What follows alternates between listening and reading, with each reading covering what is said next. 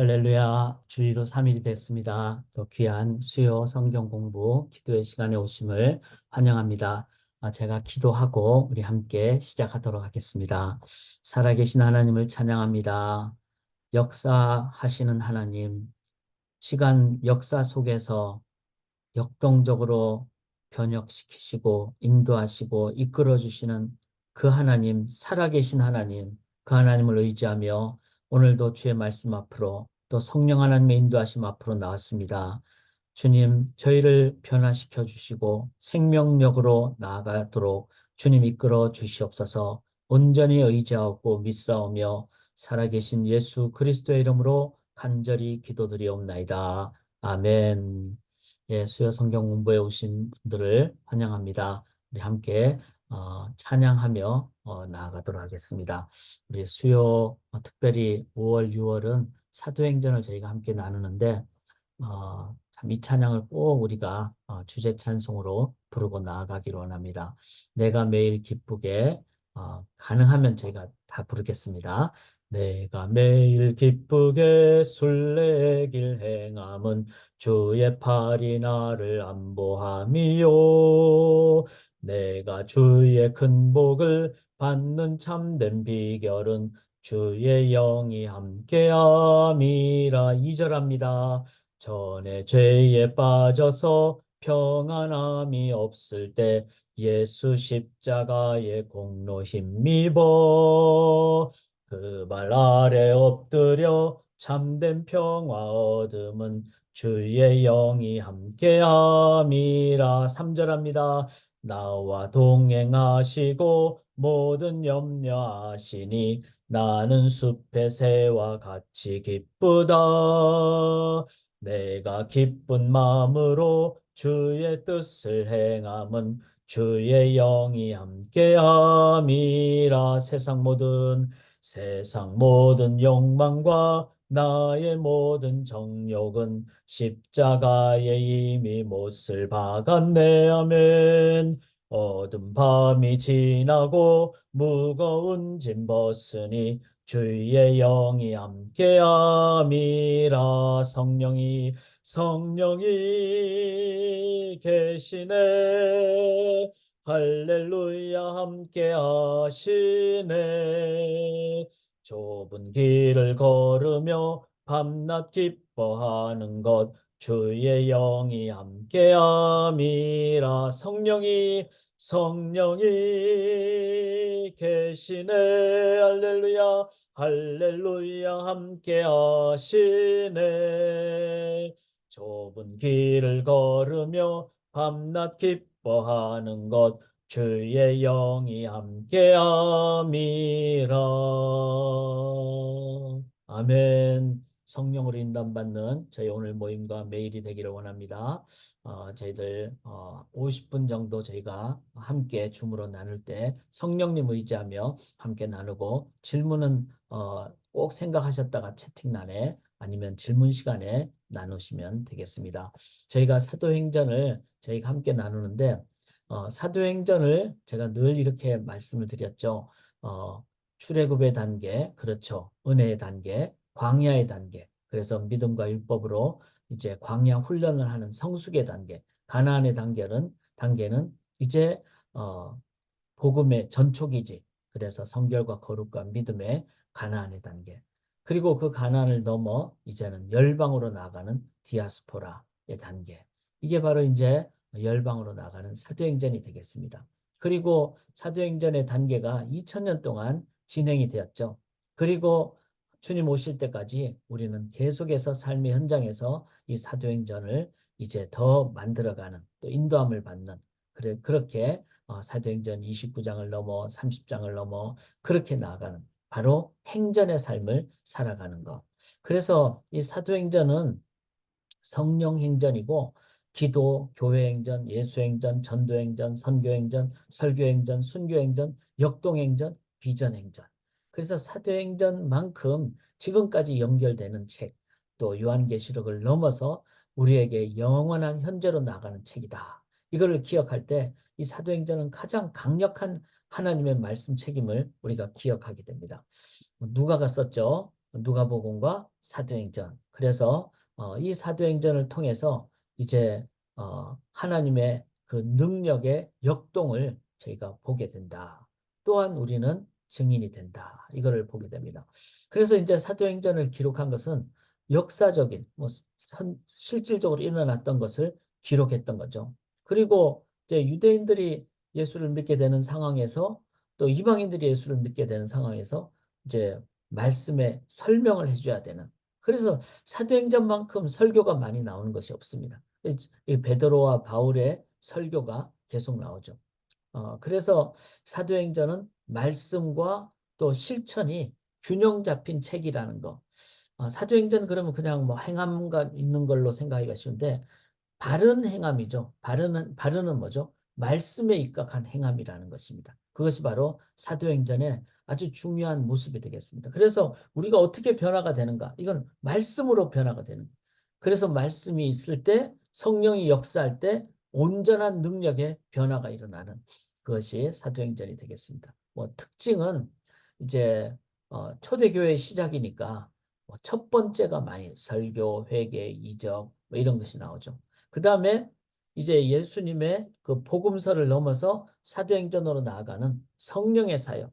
그래서 성령으로 인도받는 사역이기 때문에 사도행전은 매우 중요하다. 이거를 저희가 보게 됩니다.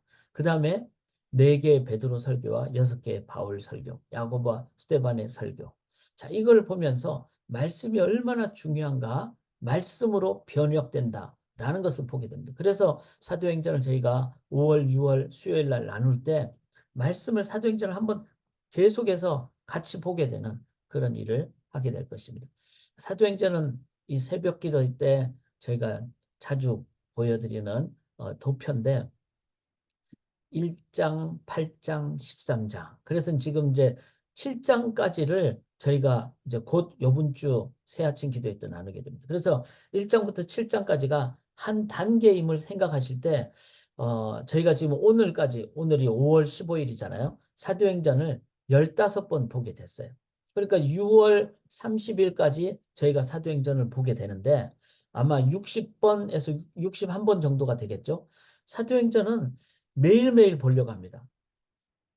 토요일에도 제가 30분 6시부터 함께 나누고 주일 아침에도 나누고 월요일 아침에도 나눕니다. 이거를 하는 이유는 나눔의 기록도 중요하고 또 저도 그냥 자율로 하는 것보다는 조금 더 나눌 때 더 준비를 하게 되고 더 돌아보게 되고 왜냐하면은 사도행전의 말씀이 너무나 귀하기 때문에 그래서 사랑하는 여러분 1장부터 7장까지 이제 곧 마무리가 되죠. 오늘이 저희가 지금 몇 장을 했는가 하면 7장을 했어요. 그리고 이제 그 금요일부터 내일 목요일이 이제 8장 8절까지 하니까 내일이 이제 8장으로 들어가는 단계가 됩니다. 이걸 생각하실 때 우리 내일부터 또 새아침 기도에 함께 힘을 내서 아침에 훈련하고 묵상하고 아침을 말씀의 무장으로 나아가는 그런 능력 행전으로 나아갈 수 있기를 원합니다. 그래서 1장, 8장, 13장, 28장 이렇게 예루살렘, 유대 땅끝까지 이거를 기억을 하시면 되겠습니다. 이제 핵심적인 내용은 방금 도표를 보시듯이 1장, 그 다음에 이제 8장이 나오죠. 그 다음에 이제 여기 내용을 앞에 보셨듯이 13장이잖아요. 그러니까 여기 1차 전도 여행이 13장입니다. 그래서 1장, 8장, 1차 전도 여행부터 이제 28장까지. 그래서 1차, 2차, 3차 로마 전도 여행. 요거를 기억하실 때 앞으로 이제 그 1차 전도 여행인 13장부터는 상당히 내용이 좀 헷갈리기 시작하죠. 왜냐하면 막 지명이 많이 나오고 장소 이름 막 여러 가지 사건들이 등장하니까 뭐 예루살렘은 공회가 중간에 있고 뭐 이렇게 되니까 그래서 13장부터는 조금 더 자세하게 세밀하게 보는 겁니다.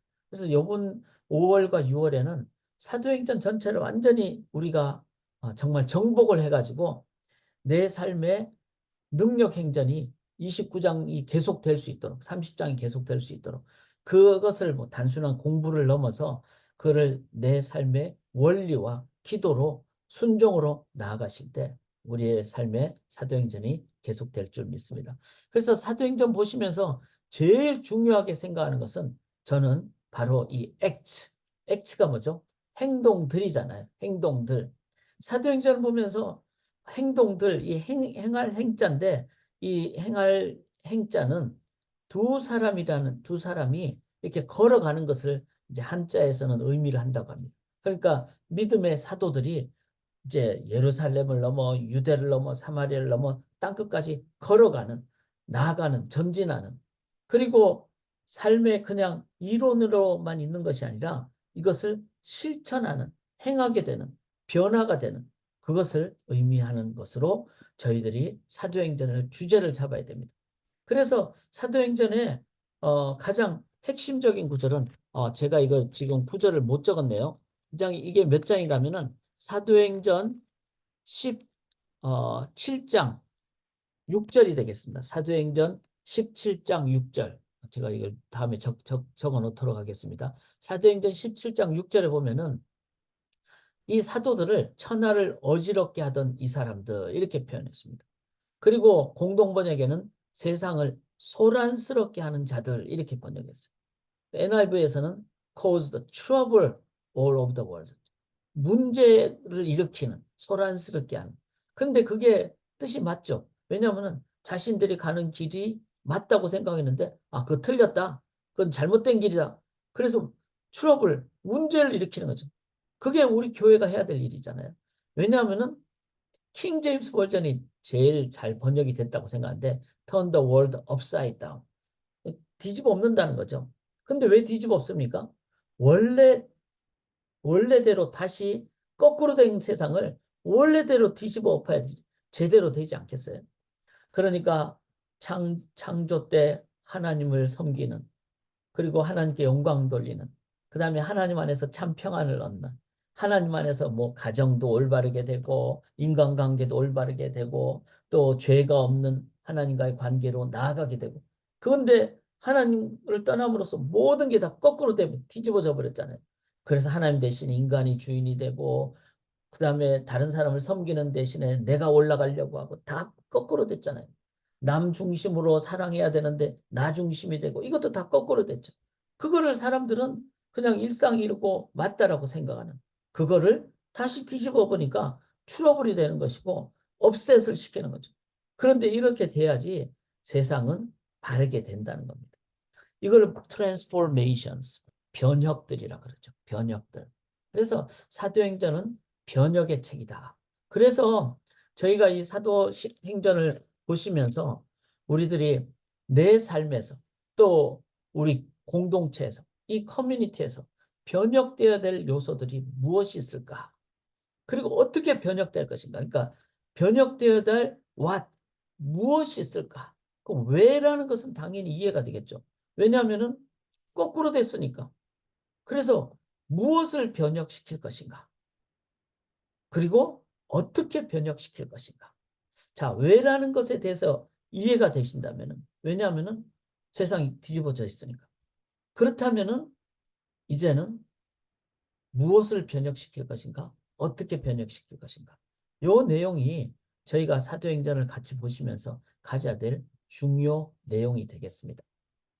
자, 1장을 한번 보시면요.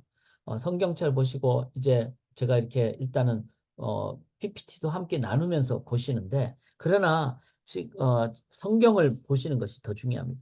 지난주에도 나눴듯이 1장을 주제를 하나님 나라 건설로 제가 얘기를 했어요.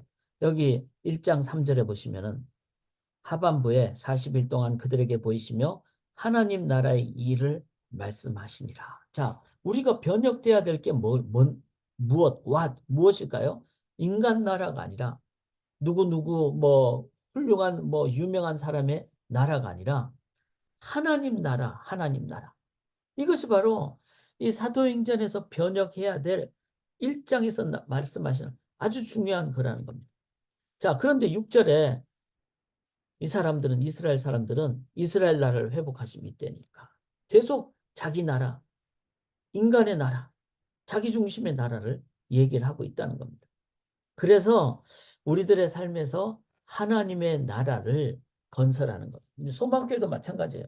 소망교회도 뭐 누구누구 목회자의 뭐 교회 이게 아니라 목회자도 다 하나님의 나라에 섬기는 자가 되고 종이 되고 도구가 되고 그래서 우리 교회를 보면서 하나님의 나라, 하나님이 통치하는 교회, 하나님이 왕 되시는 교회 이것이 될 때 우리 교회도 그렇고 가정도 건강한 가정이 되고 또 사회도 그렇게 되고 내 삶도 내 안에 하나님이 영광 받으시고 하나님이 통치하시는 나라가 되는 거. 자, 이건 지난주에 했으니까 한번 1장 1절을 그냥 복습만 하죠. 데오빌로에 내가 먼저 쓴 글에는 무릇 예수께서 행하시며 가르치시기를 시작하신부터 예수님의 복음이잖아요. 그래서 예수님이 이 땅에 오셔서 스승으로서 구원자로서 먼저 행하시고 모범이 되시고 말씀으로 가르치신 이게 제자 훈련이죠. 그래서 우리가 하나님 나라가 건설되기 위해서는 제일 먼저 해야 될 것이 제자 훈련입니다. 제자의 삶을 사는 겁니다. 지금도 우리가 매일 아침 말씀 붙잡고 나아가는 것은 제자 훈련이죠. 2절에 보면 그가 택하신 사도들에게 성령으로 명하시고 그래서 이 시간에도 성령님을 의지하며 우리가 말씀 붙잡고 성령님께 기도하며 나아가는 그 다음에 이게 저는 중요하다고 생각합니다. 2절에 보면은 승천하신 날까지의 일을 기록하였느라. 자, 승천하시기 하려면은 뭐가 돼야 되죠? 그 전에 부활이 있어야 되죠. 부활이 있어야지 그 영광된 몸으로 승천하시잖아요. 부활이 있다는 것은 죽었다가 살아난다는 것은 죽음이 있어야 되죠. 그래서 3절에 그가 고난 받으신 후에 십자가의 죽음. 자, 십자가에 죽기 위해서는 하나님 십자가에 죽기 위해서는 그 전에 뭐가 있어야 됩니까? 이 땅에 오시는 게 있어야 되죠. 성육신이 있어야 되죠. 자, 성육신, 고난, 십자가의 고난, 부활, 승천, 그 다음에 뭘까요? 재림이죠, 재림. 그래서 11절에 갈릴리 사람들 어찌하여서 하늘을 쳐다보면 너희 가운데서 하늘로 올려지시니 예수는 하늘로 가심을 본 그대로 오시리라. 하나님의 나라는 이 예수님의 성육신, 이 땅에 오심, 십자가의 죽음, 그 다음에 부활, 그 다음에 승천, 다시 오심. 이 5가지가 예수님께서 행하신 것을 통해서 하나님 나라가 건설이 된다는 거예요. 그럼 제자된 우리들은 어떻게 해야 되죠? 예수님 따라서 성육신적인 삶을 살아야 되죠. 우리가 하나님이 아니니까 이 땅에 그냥 뭐 인간으로 하나님으로서 인간으로 갈 수는 없는 거죠. 그러나 예수님처럼 낮은 곳으로 가야 되겠죠. 그래서 교회 안에서뿐만 아니라 교회 밖에 누가 마음이 어려운지 누가 삶이 어려운지 이거를 늘 돌아보고 낮은 곳으로. 근데 누가 함께 가십니까? 예수님이 함께 가시는 겁니다. 그게 하나님 나라 건설이에요. 예수님이 십자가에 죽었듯이 목사도 자기를 부정하고 십자가에 죽는 그런 일을 행할 때 그때 하나님이 부활시켜 주시는 거죠. 내가 안 죽으면 부활도 없는 거예요. 내가 죽으면 부활이 있는 거예요. 하나님이 부활시켜 주시는 거예요. 그것을 체험하는 것이 기적 아닙니까? 그리고 부활 다음에 뭐죠? 승천. 우리는 이 땅에서 하나님 나라의 삶을 살아가는 거예요. 그래서 이 땅에서 하나님의 기쁨과 세상이 누릴 수 없는 성령의 열매와 평안함으로 그 다음에는 재림, 주님 앞에 언젠가는 다시 서게 된다는 거예요. 그 1번부터 4번까지가 즉 성육신 하시고 죽으시고 십자가에 죽으시고 부활하시고 재림하신 1번부터 4번이 있다면 반드시 뭐가 있어요? 재림도 있다는 거죠. 왜냐하면 다 이루어지셨기 때문에 그게 완성이기 때문에 그게 알파 오메가이기 때문에 그렇다면 우리는 초점을 어디에? 주님 앞에 사는 그날을 초점 맞추는 거예요. 그게 지난주 설교에 가족의 5가지 요소가 있었잖아요. 가족의 첫째는 뭐죠? 피를 나눠야 돼요. 두 번째는 아버지가 같아야 돼요. 세 번째는 식구, 컴패니언, 삶을 나눠줘. 음식도 똑같은 거 같이 먹고 화장실도 같이 쓰고 네 번째는 뭐죠? 의리, 사랑이죠. 가나안 그 땅을 12지파가 우글우글대도 같이 들어가야죠. 치사하게 두 지파 반이 오른쪽으로 동편에 있으면 안 된다는 거죠. 이번 주 금요일 날 역대상하를 함께 나누는데 그 길을 제가 읽어보니까 두 지파 반에 대한 아수르의 심판이 나오더라고요. 그걸 보면서 하나님이 하나님의 백성들, 교회가 가족 같은 교회가 되기 위해서는 사랑과 의리가 있어야 돼요. 그 다음에 다섯 번째 의리가 뭐죠? 끝까지 같이 가는 거예요. 끝까지. 그 끝이 뭡니까? 끝이 없어진다가 아니라 텔로스, 주님이 목적을 달성하시는 재림하시는 그날. 저는 반드시 믿어요. 주님이 우리의 신랑이잖아요. 신랑이 완벽한 신랑이 반드시 오십니다. 신부한테. 그리고 하나님 아버지가 반드시 자녀들에게 오시는 거예요. 끝까지. 그게 텔로스, 목적을 달성하는. 주님은 반드시 오십니다. 재림, 왜? 우리를 버려두시지 않고, 코아와 같이 버려두시지 않으시기 때문에. 그날 반드시 오시는 것을 기억하실 때, 우리는 우리 성도들이 신앙인의 삶을 살면서 주님 앞에서는 그날을 기억해야 돼요. 그리고 그날을 기억하면서 끝까지 인내하고, 끝까지 기대하고, 끝까지 사랑하고, 그날 부끄럽지 않도록 우리는 순수하게. 그래서 그날 되기 전에 주님 앞에 얼굴과 얼굴을 맞대면서 보게 될 것이기 때문에 지금 우리가 해야 될 것은 뭐죠? 회개해야 돼. 내가 잘못한 거. 그래서 날마다 회개해야 되지만 진심으로 회개해야 돼. 그럴 때 주님이 어떻게 한다고 그랬죠?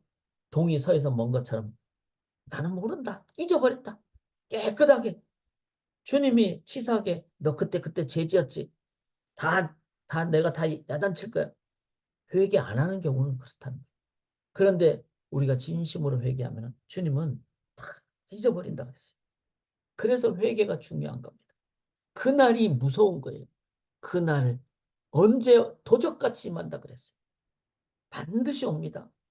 그래서 이 다섯 가지 주님의 사역 있잖아요. 성육신, 그 다음에 십자가의 죽음, 그 다음에 부활, 하나님이 부활시키셨죠. 승천, 그래서 지금도 우리를 위해서 간구하시죠. 마지막 다시 오심, 재림. 이거를 통해서 우리는 순종으로 나아갈 때 하나님 나라의 삶을 살게 된다. 자, 또 하나 중요한 것은 8절에 오직 성령이 너에게 임하시면이에요. 즉 성령을 늘 기억을 해야 됩니다. 성령은 참 귀하시잖아요. 언제나 어디서나 역사하시기 때문에. 그래서 지금 이 순간에도 저는 줌으로 하는 성경 공부도 하나님의 역사하심이 반드시 있다고 믿습니다. 성령의 능력을 의지할 때. 그리고 이 성령을 의지하는 가장 중요한 요소 중에 하나가 14절에 마음을 같이하여 오로지 기도에 힘쓰더라. 그래서 지금도 이 순간에도 기도하고 기도하며 나아가요. 그 다음에 이 하나님 나라 건설을 위해서 마지막으로 행했던 것이 있어요. 그게 뭐죠? 22절에 항상 우리와 함께 다니던 사람 중에 26절에 제비를 뽑아 요셉과 마띠아 중에서 누구를 뽑았어요? 마띠아를 뽑았어요. 마띠아를. 그래서 12 숫자를 맞추었습니다. 이거는 뭐죠? 하나님 나라 건설이 반드시 된다. 주님이 반드시 다시 오신다. 하나님 나라는 하나님의 언약대로 성취된다. 이거를 말씀해 주시는 겁니다. 자, 그래서 이 1장의 번역의 제 주제는 뭐죠? 인간 나라가 아니라 뭐죠? 하나님 나라라는 거예요. 그거는 제자 훈련과 말씀 훈련과 성령으로 성육신 십자가의 대속 부활 승천 재림 약속에 대한 기도 그 다음에 매일 행함으로 순종하는 삶 그 다음에 하나 언약 성취를 위해 조직을 정비했어요. 그런데 그 조직이 뭐죠? 12지파가 12제자가 되고 12사도가 된다는 말은 언약이 반드시 하나님이 성취하신다는 그런 하나님 나라 군대, 약속의 군대. 그래서 담대하죠. 왜냐하면 하나님이 성취하시니까. 이게 바로 하나님의 나라다. 자, 하나님의 나라는 반드시 이룩됩니다. 그리고 이미 임했습니다. 그리고 우리의 삶 가운데 임해야 됩니다. 또 already not yet 우리가 믿음으로 이렇게 나아갈 때. 그래서 사도행전 1장이 아주 중요하다. 자, 제가 2장의 주제를 이렇게 잡았어요. 주와 그리스도로.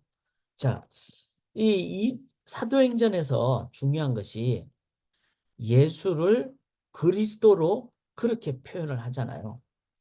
어, 여기 보시면은 2장 36절 한번 봐보시기 바랍니다. 2장 36절에 그런즉 온 이스라엘 온 집은 확실히 알지니 너희가 십자가에 못 박은 이 예수를 하나님이 자 십자가에 못 박은 이 예수니까 이게 이제 AD 60년 경이잖아요. 그러니까 60년 경에 이제 예수님이 부활 승천하신 지 한 20년 후가 됐어요. 그때 막 예수를 믿는 사람들이 있고 아직도 살아있지 않겠어요? 예수 십자가에 못 박은 사람들이. 그런 사람들은 막 저 사람들은 예수를 믿고 막 이러는데 예수님이 부활 승천하셨다는데 어떻게 될까? 막 이러면서 마음에 이래저래 생각이 있을 겁니다. 그런데 그런 자들을 향해서 사도 베드로가 뭐라고 그러죠? 너희가 십자가에 못 박은 이 예수를 하나님이 자 하나님이 이 여호와 하나님을 얘기하는 거예요. 주와 그리스도가 되게 하셨다 그랬어요. 그냥 그리스도라는 말만 하지 않았어요. 그리스도라는 말은 구약에 계속 예언된 메시아를 얘기해요. 신약의 헬라어로 그리스도, 기름 부음 받죠. 둘 다 똑같은 말이죠. 메시아나 그리스도나. 그런데 그냥 유대인들은 지금도 메시아를 기다리고 있잖아요. 그 다음에 그 메시아에 대해서는 그냥 기름 부음 받은 분 이렇게 생각을 한다는 거예요. 그런데 기름 부음 받은 자는 뭐 선지자, 제사장, 왕 이런 역할을 한다. 그런데 36절에 보면 하나님이 주와 이렇게 얘기했습니다. 여기서 주라는 말은 그리스도라는 아니 그 주라는 말은 퀴리오스 즉 여호와라는 구약의 여호와라는 말의 신약적인 표현이에요. 그러니까 하나님이 하나님과 그리스도가 되게 하셨다. 이 말은 우리가 죽인 예수님이 하나님이라고? 그럼 유대인들은 진짜 껍벅하는 거죠. 내가 우리 부모를 욕을 했어? 이거 똑같은 것보다 천만 배 더 무서운 얘기가 된다는 거예요. 그 이상 하나님이 우리가 죽인 예수를 하나님으로 그리스도가 되겠다. 그래서 여기서 중요한 두 가지가 나오죠. 인간 예수는 하나님이셨다. 두 번째, 메시아는 하나님이시다. 저는 이게 신학적으로 의미가 있다고 생각합니다. 유대인들이 메시아를 생각할 때는 여호와 하나님이라는 개념처럼 생각하지는 않습니다. 그러니까 자꾸 뭐 선지자 중에 한 인물 뭐 이렇게 생각을 할 수가 있는 거죠. 그리고 이슬람 사람들도 그냥 예수를 위대한 선지자 중에 하나로 본다는 거예요. 그런데 여기서는 그 그리스도 메시아가 하나님과 동격이 됐다는 거예요. 이 중요한 표현을 통해서 하나님이 그리스도고 그리스도가 하나님이시다. 또 예수님이 그리스도고 예수님이 하나님이시다. 그러면은 그 하나님이 왜 인간으로 오셨을까? 그 하나님이 왜 십자가를 졌을까?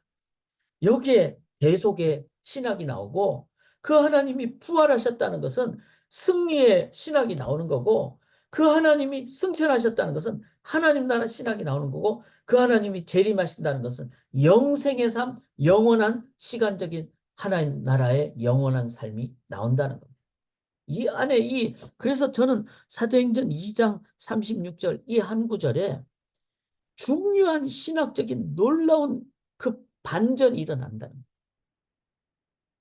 예수가 하나님이시고 예수가 그리스도 그리스도가 하나님이시라.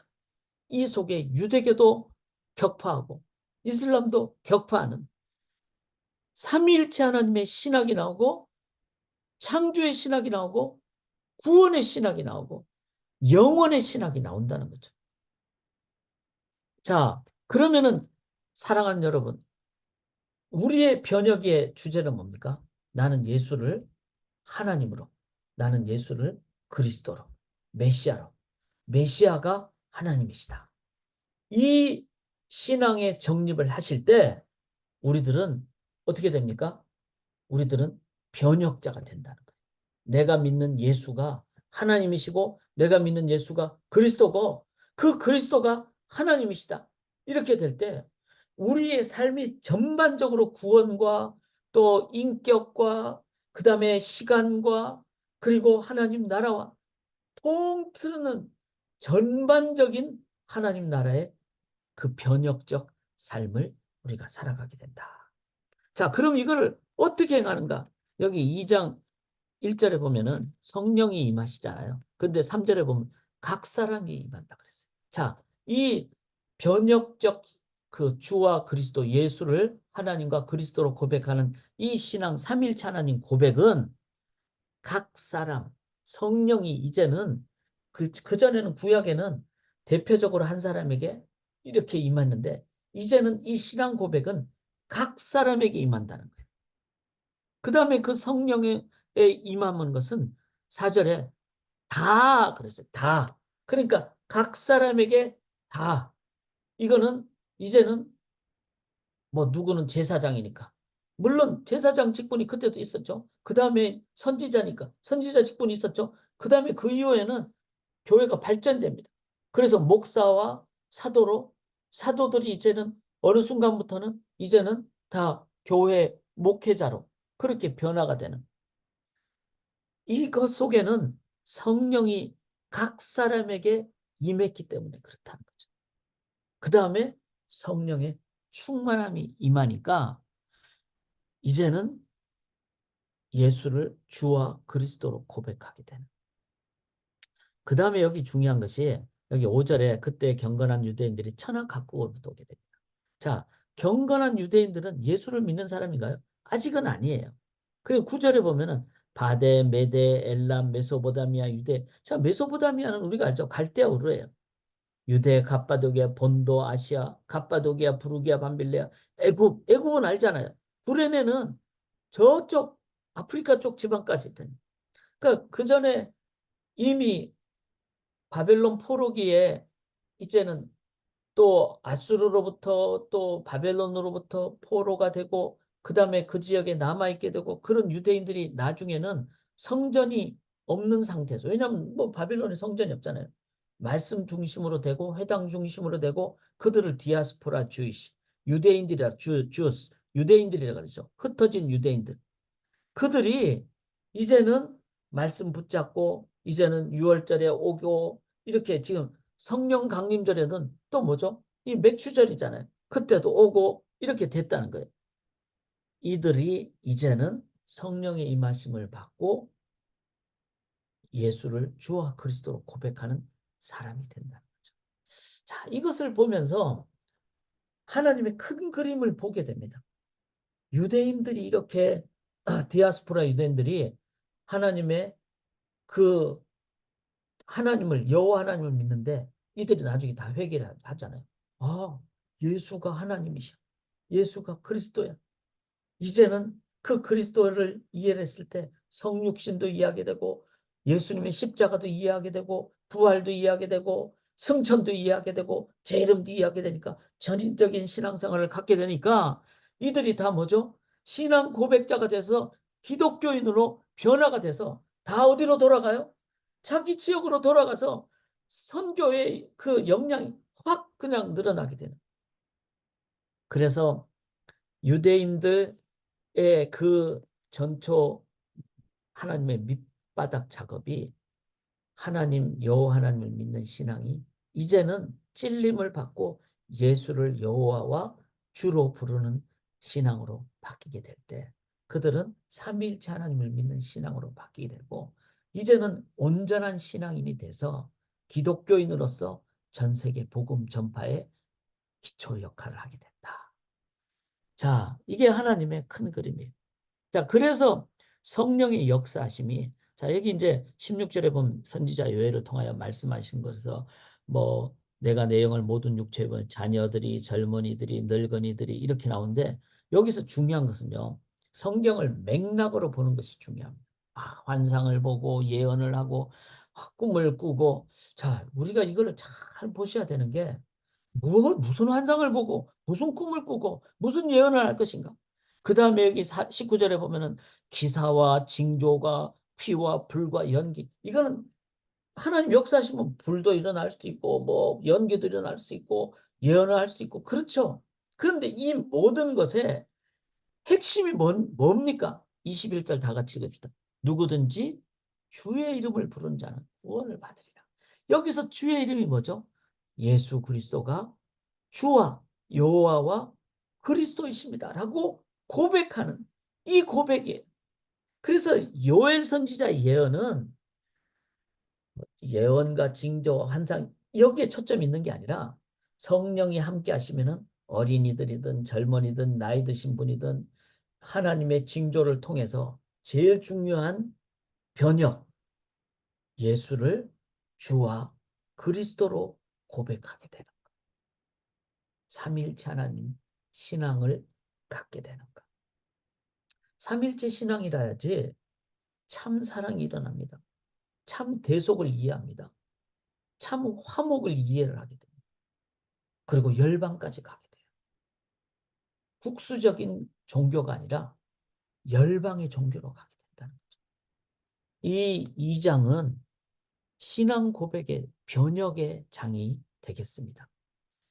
그래서 이거를 25절을 보시면은 자 베드로 사도가 다윗을 인용을 하죠.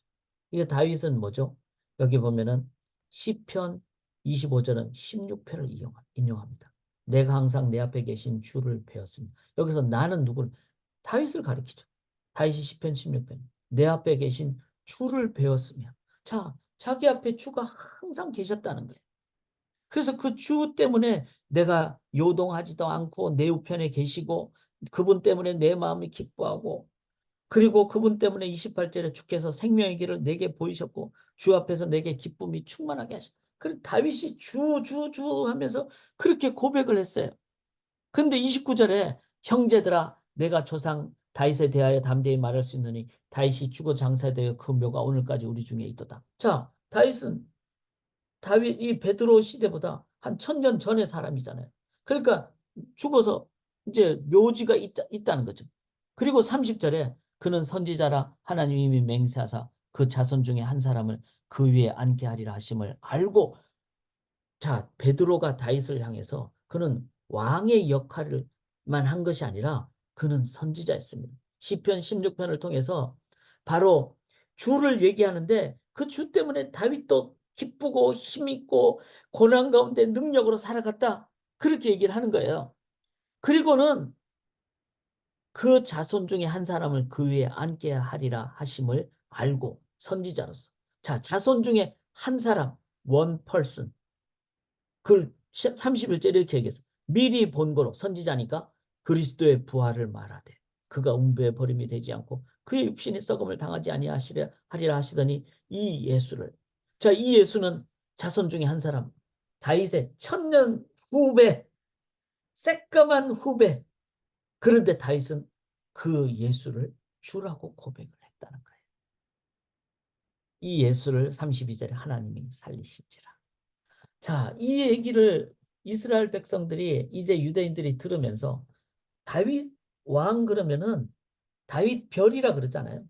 이스라엘 유대인들은 다윗하면 껍벅 죽어야 되죠. 오늘날 뭐 이순신 장군, 세종대왕하고 비교할 수 없는 강력한 왕이었어요.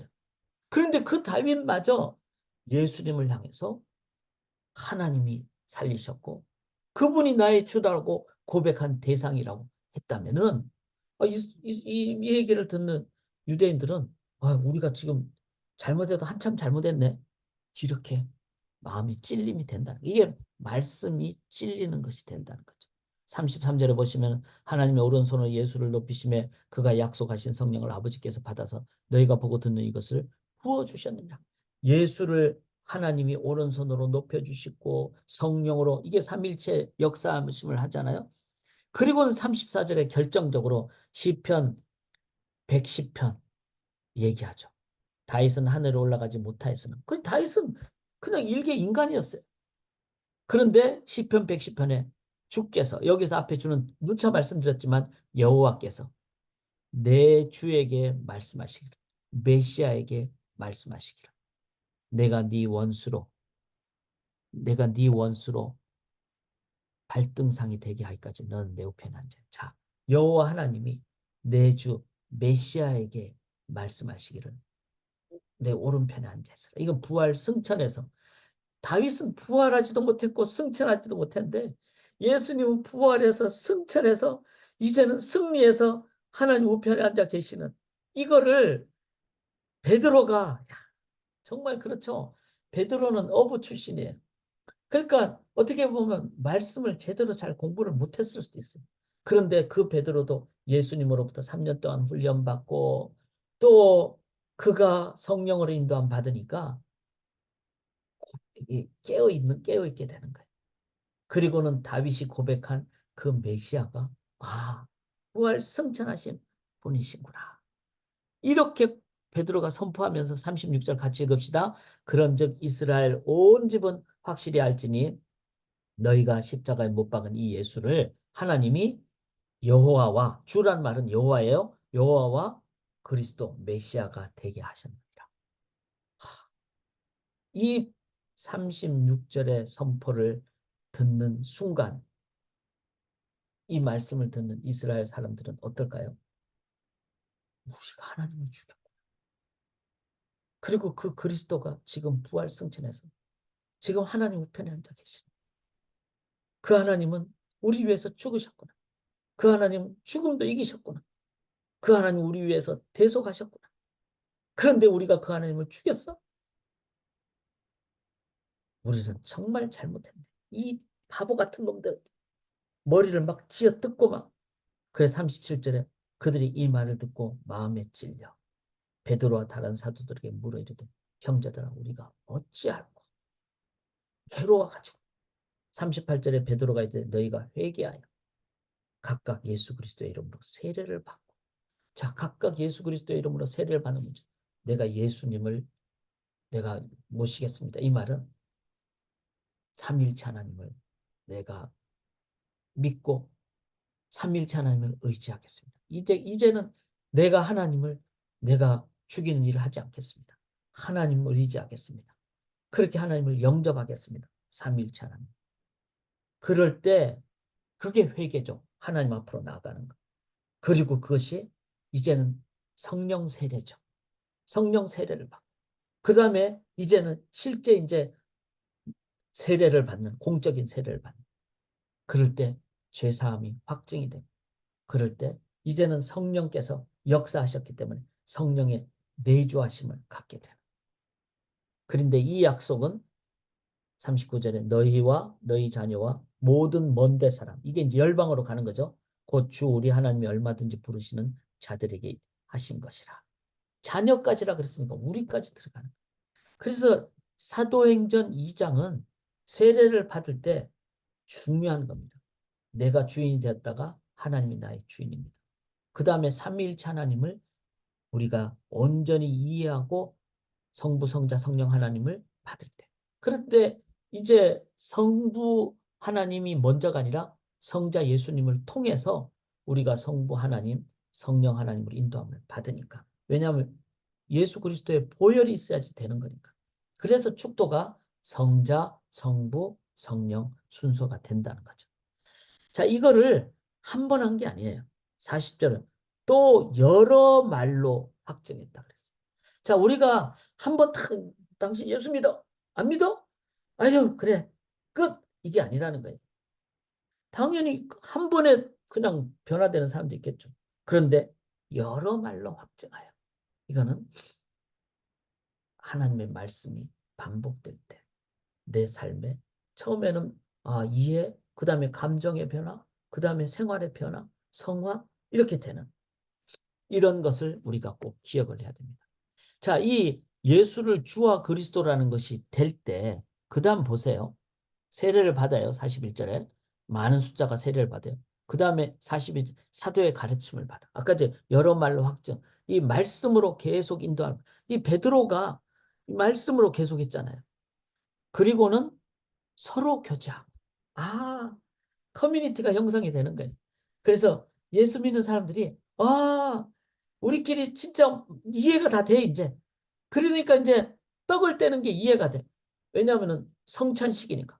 아, 예수님 삼위일체 하나님의 이름을 의지하며 우리들이 이제는 내가 아니라 내 안에 계신 하나님을 의지합니다. 그럴 때 우리들은 성찬식이 이해가 돼요. 내 안에 하나님이 계시니까 사랑도 있죠, 풍성함도 있죠, 기쁨도 있죠. 그러니까 어떻게 돼요? 46절에 날마다 그래서 매일 새벽 기도를 같이 하는 거예요. 그 다음에 마음을 같이 하는 거예요. 왜냐하면 인생의 가치관이 같으니까. 성전에 모여서 예배드리고 또 집에서 떡을 떼고 삶을 나누게 되는 거예요. 기쁨과 순전한 마음으로 음식, 그래서 성찬식과 애찬식을 같이 하게 돼요. 그래서 예수 믿는 사람들이 모이면요, 기뻐요. 풍성해요. 그러니까 그 속에 막 세상에 줄 수 없는 기쁨과 평안이 있으니까 47절에 주께서 구원 받는 사람을 날마다 더하게 하시리라. 저는 사도행전 2장만큼 신나는 장이 없다고 생각합니다. 우리가 사도행전 2장을 정말 이 변혁, 예수를 주와 그리스도로 우리가 섬길 때, 이 성령으로 신앙 고백하게 되고 삼위일체 하나님 믿게 되고 다윗왕의 신앙 고백을 베드로가 이제 함께 말씀으로 나누고 회개하고 세례받고 성령을 선물로 받고 말씀 교육이 계속 일어나고 변혁이 일어나고 이적도 일어나고 성령이 역사하실 때, 그리고 신앙이 매일매일 생활하고 또 집에서도 떡을 떼고 기도, 왜냐하면은 하나님과 연결되니까 삶 자체가 기도 생활이 되고, 그러니까 영혼 구원이 일어나는 그런 놀라운 일이 일어나고 기쁨이 더 충만해요. 사도행전 2장처럼 저는 신나는 장이 없다고 생각합니다. 정말 이 2장처럼 되는 우리 교회가 되기를 주님의 이름으로 간절히 기원합니다. 그렇게 우리가 정말 기도하십시다. 그렇게 나아가기를 원합니다. 자, 성령 세례, 성령 충만은, 자, 성령 세례를 받고 그 다음에 성령 충만함으로 인도함 받는다. 이거를 우리가 꼭 기억을 하시고, 우리가 보통 이제 성령 세례는 오순절 교회에서 얘기한 성령 세례하고 또 소위 말해서 장로교에서 얘기하는 건 좀 똑같은 표현이지만 다릅니다. 저는 장로교의 성령 세례는 성령으로 내가 예수를 고백하고 의지할 때 성령의 세례를 받게 되는 거죠. 그리고는 내가 세례를 받게 되고 또 고백하게 되고 그 다음 단계는 성령의 충만을 받는 그 단계가 올바른 단계다. 우리가 이제 오순절에서는 성령 충만을 성령 세례를 하는데 좀 그거는 조금은 안 맞다고 생각을 합니다. 자, 성령 세례는 처음에 내 심령이 변화되는 것, 성령의 세례. 그 다음에 그러니까 이제 내가 세례로 세례 받는 고백을 하게 되고 그 다음에는 성령 세례 받은 사람은 이제는 이제 입 세례식도 하게 되고 고백도 하게 되죠. 그런 사람이 구해야 될 것은 날마다의 삶에서 성령 충만함을 구해야 됩니다. 성령을 구할 때 성령 충만함이 있게 되죠. 성령의 기름 부음이라는 것도 오해가 될 수가 있는데 이것은 막 성령의 기름 부음을 쉽게 얘기하는 것이 아니라 관계적 주권적 인도함을 받는 것. 성령의 이 10장 45절을 봤을 때 그런 걸 기억을 하시면서 우리가 사도행전을 보시면서 너무 이 하나님과의 관계를 따지면은 성령 세례나 성령의 기름 부음에 대한 이해를 분명히 바르게 할 수 있다. 이거를 보게 됩니다. 자, 3장은 제가 이제 시간이 많이 갔으니까 조금 그냥 점검을 좀 해보도록 하죠. 3장에는요, 이 베드로와 요한의 변혁의 장면이 나옵니다. 자, 2장에서는 예수를 주와 그리스도, 이거는 이제 본질적인 변화잖아요. 본질적인 변화가 일어나면은 그 다음에 삶의 생활적인 변화가 일어나요. 그게 뭐죠? 1절에 보면은 9시 기도 시간에 오후 3시잖아요. 그러니까 제일 졸릴 때. 그런데 베드로와 요한이 안 자고 옛날에는 맨날 잠만 자는데 이제는 안 자고 성전에 올라갑니다. 그러니까 정기적 이 기도가 막 신이 나는 거예요. 그 다음에 4절의 시각의 변화, 정체성의 변화 이런 게 있는데 요거를 제가 요거를 한번 보세요. 3절에 보시면요. 그가 베드로와 요한이 성전에 들어가려 함을 보고 구걸하거늘. 자, 나면서 못 걷게 된 자예요. 나면서. 그럼 이 사람은 생각이 제한이 어떻게 될까요? 나는 절대로 못 걷는다. 왜냐하면 태어날 때부터 한 번도 걸어본 적이 없기 때문에. 그가 돈을 좀 더 받는 거는 폴메이션이라 그래요. 그런데 태어나면서부터 못 걸은 사람이 걷게 되는 걸 뭐라 그러죠? 트랜스포메이션, 변혁이라 그럽니다. 그러니까 이 사람은 3절에 그가 베드로와 요한이 성전에 들어가려 함을 보고 그랬어요. 그 여기서 본다는 헬라는 그냥 영어로 얘기하면 so 그냥 눈 멍하게 멍 때리면서 아, 돈이나 좀 주지. 그렇게 봤다는 거예요. 근데 4절에 보세요. 베드로가 요한과 더불어 주목, 이것도 본다는 거죠. 주목하여. 여기서 이 주목은 아테니사스. 이 looked straight at him. 그러니까 보는 시각이 다르다는 거예요. 내 안에 계신 삼위일체 하나님의 그 변혁된 삶을 경험했기 때문에 베드로와 요한이 이 나면서부터 걷지 못한 이 사람을 볼 때는 look straight at him, 아테니사스, attention 했다는 거예요. 이런데 보라, 우리를 보라, 블레포라고 얘기했어요. Look at us. 너 그냥 멍청하게 보지 말고 우리를 똑바로 봐, 나를 똑바로 봐. 이거는 뭐죠? 그게 바로 6절에 은과 금은 내게 없거냐. 내게 있는 것을 네게 주노니 나사렛 예수 그리스도 이름으로 걸어라. 내 안에 계신 그분을 보라. 이런 의미예요. 내 안에 계신 예수 그리스도를 보라. 이런 얘기예요. 자, 이 내용을 우리들이 꼭 기억을 할 때 베드로와 요한은 내 안에 계신 예수님을 성령으로 기도하면서 이제는 관점이 달라졌다는 거예요. 그래서 제자들의 변혁이 뭐죠? 그전에는 주와 그리스도로 자신들의 존재가 변화됐다면은 이제는 그 존재의 실천, 시각이 변화가 됐다는 거예요. 그래서 사람을 그냥 보지 않습니다. 예수님의 마음으로 보는 거죠. 그리고 우리를 보라 할 때도 내 안에 계신 예수를 보라. 이렇게 얘기하는 거죠. 여기 12절에 보면 왜 우리를 주목하느냐? 그냥 우리를 stare at us. 눈으로만 보지 마라. 내 속에 계신 예수 그리스도를 보라. 라고. 그래서 여기 4장 20절에 보시면은, 4장은 넘어갔는데, 4장이니까 다음 장으로 하니까, 일단 여기서 보는 것은 뭐죠? 관점의 변화. 관점의 변화는 뭐죠? 내 안에, 내 눈의 변화가 일어났다. 내 존재의 변화가 일어났다는 거죠. 그래서 성령으로 보고, 예수 그리스도로 보고, 나를 보지 말고 내 안에 계신 예수 그리스도를 보라. 이게 바로 증인의 삶이라는 거예요. 그래서 이제 4장에 보면은 베드로가 변화가 되는데 4장 13절에 그들이 베드로와 요한이 담대하게 말하고 자, 이전까지는 그렇다더라 이렇게 얘기하는데 이제는 보라, 나를 보라, 내 안에 계신 그리스도를 보라 이렇게 얘기를 하는 거예요. 14절에 그러니까 병난 사람이 그들과 함께 서 있는 것을 보고 이제는 이 사람이 이때까지 보는 거는 그전에는 돈이나 주고 이렇게 했는데 이제는 베드로와 요한을 보면서 그 안에 계신 예수를 보게 되는 주와 그리스도를 보게 되는 그래서 여기서 봤다는 말은 4장 14절에 봤다는 말은 그냥 본 게 아니라는 것을 얘기하죠.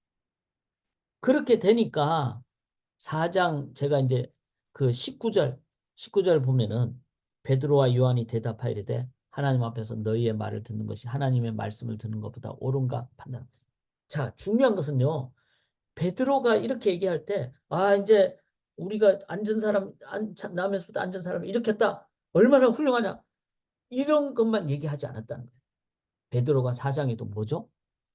하나님의 말씀을 얘기를 한다. 이 하나님의 말씀을 얘기를 하는데 이 25절 보세요. 25절 보시면은 또 주의 종 우리 조상 다윗의 입을 통하여 성령으로 말씀하시고 어찌하여 열방이 분노하며 족속들이 허사를 세상의 군왕들이 나서며 관리들이 함께 모여 주와 그의 그리스도를 대적하였다. 주와 그의 그리스도를 대적. 세상 사람들은 이때까지 그래서 예수를 십자가에 죽였고 로마 사람들이 그렇게 했고 그래서 27절에 과연 헤롯과 본디와 빌라도 이 로마 사람이잖아요. 이방인과 이스라엘 백성과 합세하여 하나님께서 기름 부으신 거룩한 종 예수를 거슬렀다. 어게인스트 했다. 하나님의 권능과 뜻대로 이를 예정하신 그것을 행하려고 이 성에 모였다. 이 지금 사도 베드로는요. 구약을 인용하면서 역사와 함께 딱 맞아떨어지게 설명을 하는 거예요. 이 25절 4장 25절은 시편 2편을 얘기를 한 거잖아요. 그러니까 시편을 구약을 얘기하면서 그 말씀 그대로 이방인과 유대인들이 다 예수를 그렇게 죽였다. 이러니까 이 말을 듣는 앉으면 태어나면서부터 앉아 걷지 못한 사람뿐만 아니라 이 얘기를 듣는 사람들이 전부 다 베드로의 이 말씀, 그 다음에 기적을 통해서 뭐를 깨달은 거죠? 단 하나, 예수가 주와 그리스도였다. 다윗 왕도 예수를 향해서 그리스도로 고백을 하였다. 이거를 깨달았을 때 말씀을 통해서 베드로가 이제는 뭐 하는 거죠? 증인의 삶을 살게 된다는 거예요. 사랑하는 여러분, 증인이 된다는 거는요, 두 가지가 있어야 됩니다. 하나는 뭔가 놀라운 일을 체험을 할 때, 그래서 막 뭐 기적을 체험했다든지, 뭐 어떤 뭐 치유가 되었다든지. 근데 그거는 일시적인 거예요. 그것만 되면은 우리는 자꾸 그걸 자꾸 추구하게 돼 있어요. 그런데 구약부터 쓰여졌던 그 말씀이 이제 신약에 와서 성취되었고 이루어졌고, 그리고 그 말씀을 내가 이제 온전히 이해할 때 역사 속에서 역사하신 하나님, 그리고 말씀이 이제는 성취되는 것을 봤을 때 내 심령이 찔러 쪼개임 받게 되는, 기적은요 하나의 도구일 따름이에요. 그래서 오늘날에도 구원 역사가 일어나기 위해서 기적이 일어날 수 있다고 저는 믿습니다. 그러나 기적에만 초점을 맞추면 그건 문제가 있는 신앙이 되기가 쉽습니다. 하나님은 말씀을 통해서 역사 속에서 역사하신 하나님, 그 하나님을 온전히 깨달으실 때 우리들은 하나님이 내 심령을 찔러 쪼개는, 그리고는 베드로처럼 어떻게 되죠? 증인의 삶을 살게 돼요. 자, 오늘 결론입니다. 사람은 변화될 수 있을까요? 복음서만 보면은 아유, 3년 동안 제자 훈련 받아도 하나도 변화 안 된 베드로, 마지막에 3번이나 부인하고, 그리고 그냥 혼자 그냥 울고 다시 고기 잡으러 가고,